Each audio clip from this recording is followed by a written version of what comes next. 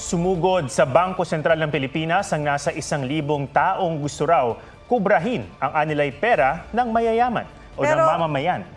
Pero lahat sila ay bigo dahil ang salaping katumbas daw ng ipinatago nilang ginto, hindi naman totoo.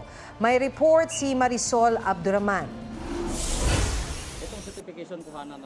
Bit-bit ang certificate na mula raw sa Bangko Sentral ng Pilipinas o BSP. Dinubog ng grupo ni Gilbert Langres ang tanggapan ng ahensya sa Maynila. Ang kanilang pakay, kunin ang umano'y mga nakatagong kayamanan ng mga Pilipino sa BSP. Ito ang tinatawag na ang bagong lipunan, which is printed with the backup of gold amounting to more than 100 trillion pesos intended for all the Filipino people. Ang kayamanang nakatago dito sa Bangko Sentral ay fully matured na.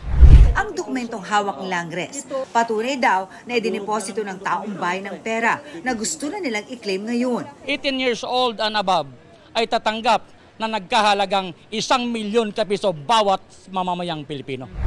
Karamihan sa mga sumugod sa Bangko Sentral, mga senior citizen na mula pa sa mga probinsya. Sabi nilang ilgate, ninakaw, hindi naman napatunayan.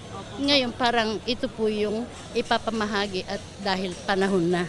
Nang init-init ng panahon, talaga nag-sacrifice kayo? Opo, para mabaklas kasi pagbaklas ito ng kahirapan. Pagkaro kami napunta dito at nakausap niya yung sa Central Bank, hindi kami iuwing luhaan. Sa hirap na nga ng buhay, gusto naman namin magkaroon kahit paano.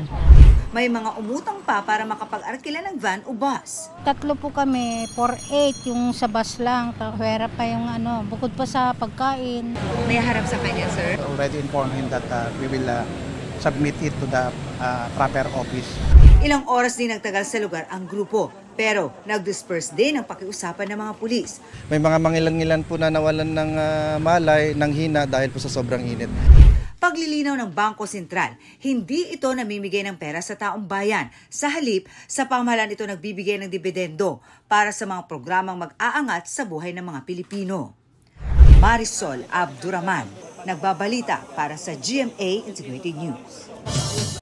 Mga kapuso, alamin ang State of the Nation. Mag-subscribe sa GMA Integrated News sa YouTube.